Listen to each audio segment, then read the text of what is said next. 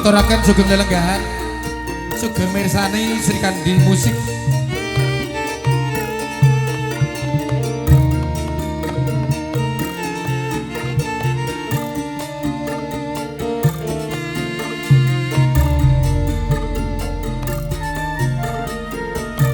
Sing gedhe ngapuramu nimas pepujanku jantung hatiku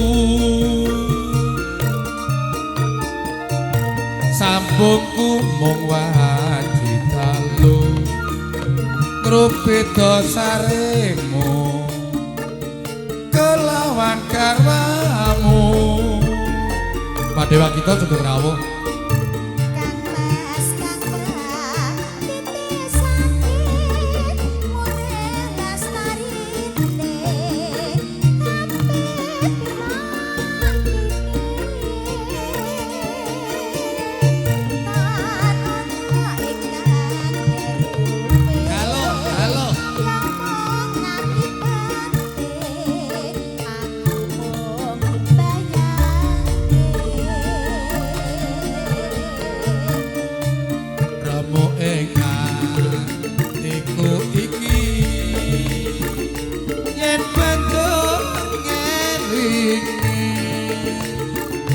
bocah telu iki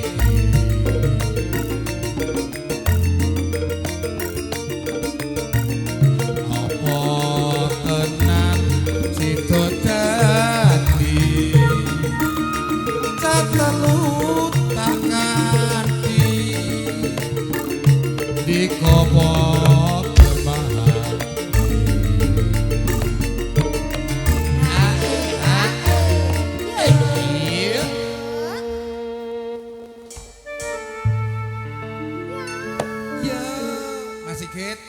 Ki jagonge sampean wis wayah ngunduh burung.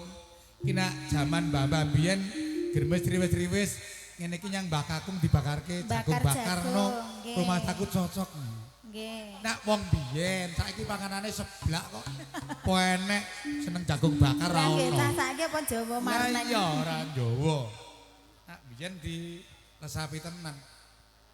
Mendah boyo yen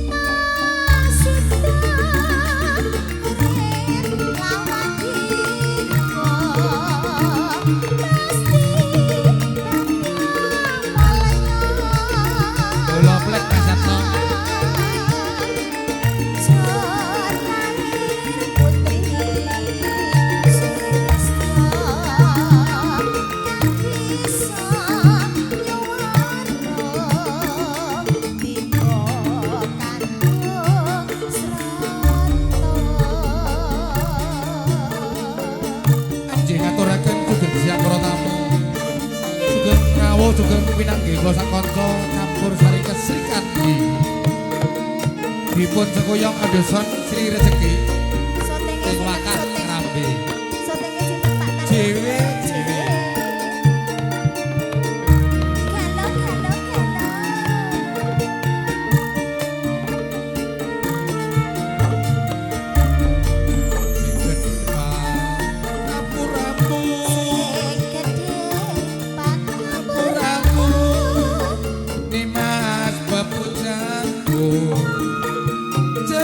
hatiku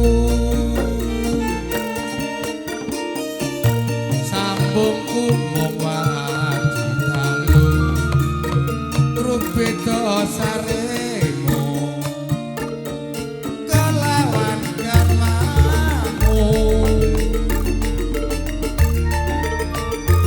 monggo Mbak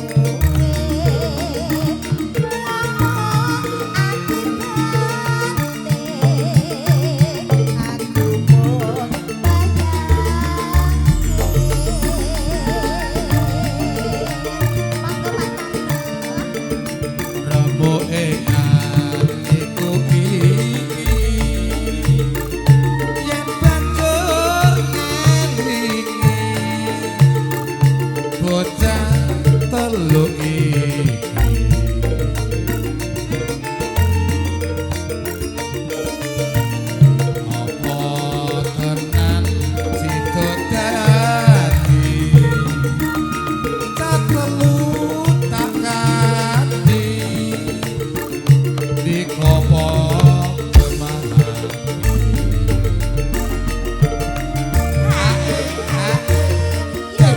Yuk.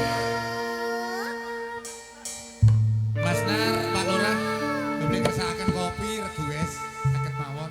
Estu. Kersakaken kopi, Niki monggo. sampun sak kanca sampun dipun sugata kopi. Nggih. Enten pun kula sak kanca namung matur gunge panuwun ingkang tanpa pindan. Apa pilih kopi susu apa kopi mik? Napa Derek, enten Pak Lurah. susune? Eneng. Oh. Lah sliramu kaya nggawa. Eh, Gawa susu rentengan mau. Aku ro ning tasmu nggih, kok. susu bendera. Ayo. Ayo ngono ya Mas Agung ya. Ya Agung biasanipun niku dereng ngertos susu. wong Kakung iki senengane iki ngombe kopi susu. Ya, kopine diombe susune disawang sik. Dadi disentelke sik ngono lho. Oh, Dimik kopi engko. renteng, nggih, Kopi susu renteng. renteng lho ya. Mendah boyo